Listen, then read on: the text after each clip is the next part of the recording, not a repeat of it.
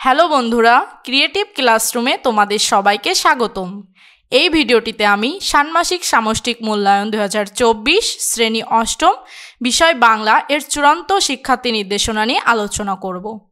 তাহলে চলো সময় নষ্ট না করে আলোচনাটি শুরু করা যাক। এখানে আমি বিস্তারিতগুলো পড়ছি না, আমি শুধু তোমাদের কাজগুলো নিয়ে আলোচনা করছি। পরবর্তী ভিডিওতে আমি কাজগুলো নিয়ে বিস্তারিত আলোচনা করব এবং উত্তরগুলো দিয়ে দেব। তাহলে চলো শুরু করা যাক। কাজ 1-এ রয়েছে জোড়ায় আলোচনা করে নিচের কাজগুলো করো।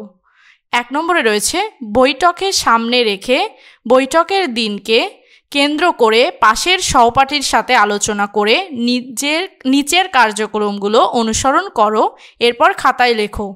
কার্যক্রমগুলো হলো তোমার বিদ্যালয়ের বিভিন্ন প্রয়োজন বা সমস্যা খুঁজে বের করতে হবে।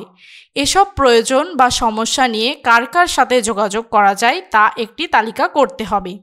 যোগাযোগের মাধ্যম ও উপকরণ কি হতে পারে সেগুলো নির্ধারণ করতে হবে। এরপরে চলে আসি কাজ 2-এ। তালিকা থেকে যে কোনো একটি প্রয়োজন বা সমস্যা নিয়ে 2টি যোগাযোগের নমুনা তৈরি করো। এখানে পয়েন্ট আকারে দেওয়া রয়েছে। নমুনা 2টির একটি হবে মৌখিক যোগাযোগের এবং আরেকটি হবে লিখিত যোগাযোগের। এরপর নমুনা 2টি হবে তোমার তালিকার যে কোনো 2 জন ব্যক্তিকে ঘিরে। এরপরে আমি এটার পড়ছি না, পরবর্তী পেজে চলে যাচ্ছি।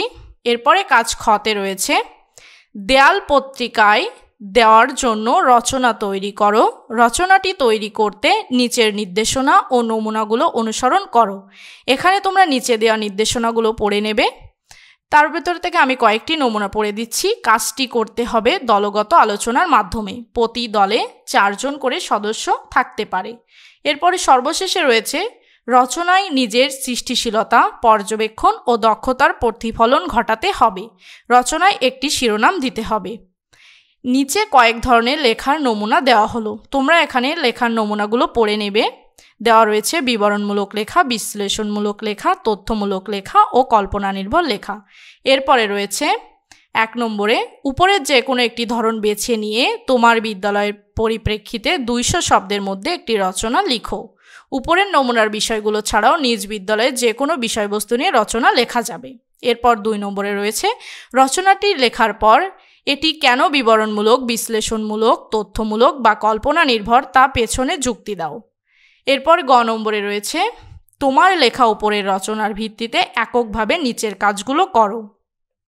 পয়েন্ট আকারে 2টো বাক্য রয়েছে, সেগুলো হলো 2টি বাক্যের উদ্দেশ্য, বিধেয়, উদ্দেশ্যের প্রসারক ও বিধেয়ের প্রসারক চিহ্নিত করো। যে কোনো 10টি শব্দ অভিধানের বর্ণানুক্রমে সাজাও।